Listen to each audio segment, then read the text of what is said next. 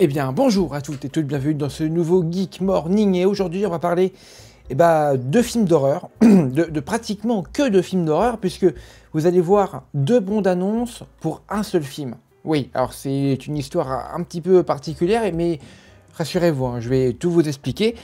On va aussi parler de Orphan 3, ou alors Heather 3 en français. Alors le second opus était sorti je crois en 2022 en salle de cinéma française au mois de juillet ou d'août, je sais plus. Il était sympathique, bon voilà. Et on a une news concernant le troisième opus de Orphan, assez spécial, puisque souvenez-vous, Orphan 2 c'est un préquel, ça se passe avant le premier opus. Alors là, par contre, pour le troisième, je sais pas ce qu'ils vont nous faire, mais ils vont nous faire un truc. Et ensuite, pour Death Stranding, adapté du jeu vidéo du même nom de Hideo Kojima, l'adaptation cinématographique sur grand écran,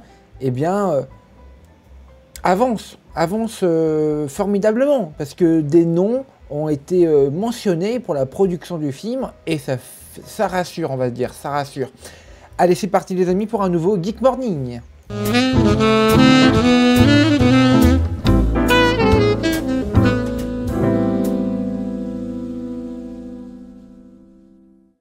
Alors du coup les amis, est-ce que vous êtes prêts pour la première news de ce Geek Morning? Et donc vous l'avez compris, on va parler de Orphan numéro 3.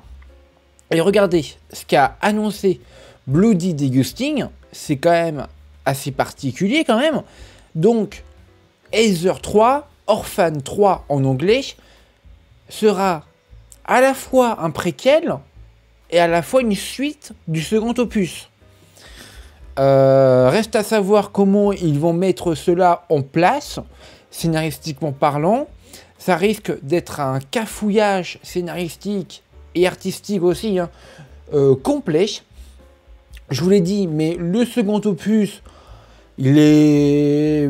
voilà, mais il est surtout déjà un préquel à lui tout seul. Il se déroule avant les événements du premier opus.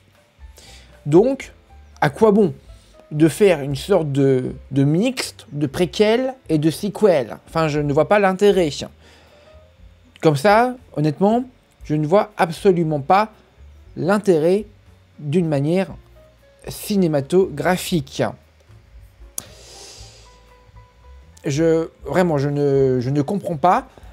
Après, reste à voir évidemment les premières ébauches de scénario, le premier synopsis, les premières images du film, parce que l'image que vous avez vue, c'est une image des deux précédents films. Bref, reste à voir, encore une fois, sur le papier. Allez, les amis, on continue tranquillement avec la news concernant Death Stranding. Death Stranding, immense succès, jeu vidéo ludique sorti en 2019. La suite va arriver en juin prochain, Death Stranding 2 on the Beach, et donc l'adaptation cinématographique qui va avec. Et regardez, Ari Aster et Lars Kundens produiront le live-action Death Stranding movie. À savoir que Hideo Kojima est aussi dans le sillage de ce live-action. Donc, il est contrôlé, enfin ce live-action est contrôlé par le grand maître du jeu vidéo, Hideo Kojima lui-même. Et ça, c'est plutôt cool et même, je vais vous dire, beaucoup plus rassurant. Parce qu'au début, il avait annoncé d'autres producteurs avec un réal, etc. C'était pas très rassurant. Mais là, les choses sont en train de bouger et ça fait plaisir. Voilà. Alors, qu'en pensez-vous de ces news pour le moment? Moi j'ai envie de dire, c'est une bonne nouvelle pour les fans de Death Stranding. Et allez, on termine ce Geek Morning avec non pas un, mais deux trailers. Deux trailers pour le prix d'un et surtout un seul film. Allez, c'est parti, regardez les amis, parce que, rappelez-vous, il y a quelques mois, je vous avais fait l'interview en exclusivité française du film Viral Hunt, avec Natasha Tossini et Steven Stanley. Et le film a deux bandes annonces et je vais vous les montrer. C'est parti, regardez. C'est parti, regardez-moi ça. Welcome to the Abbey.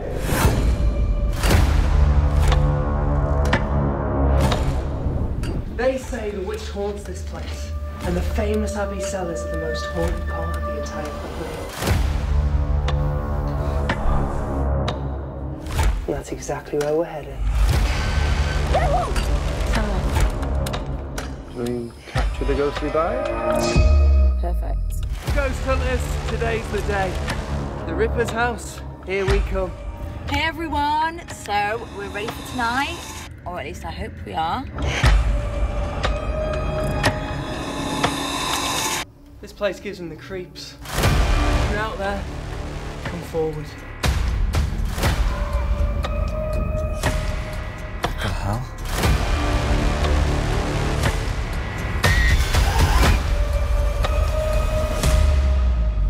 We need to leave.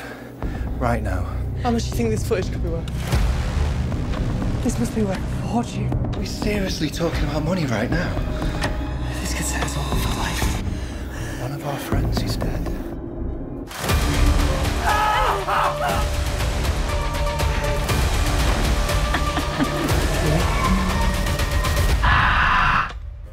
Wait. No.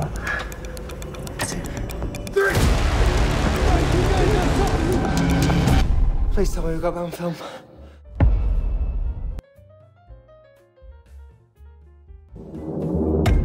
Well, ghost hunters, today's the day. The Ripper's house. Jack the Ripper's house. No one's ever filmed inside before. This place gives them the creeps.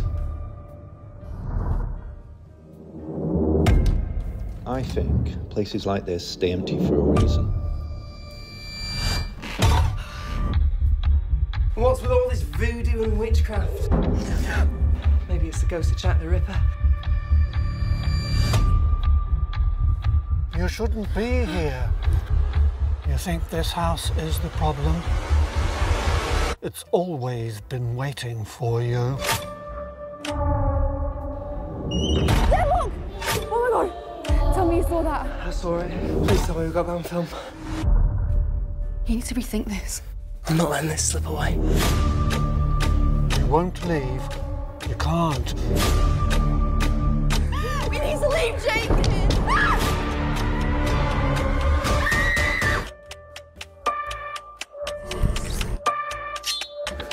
There's something else in this house.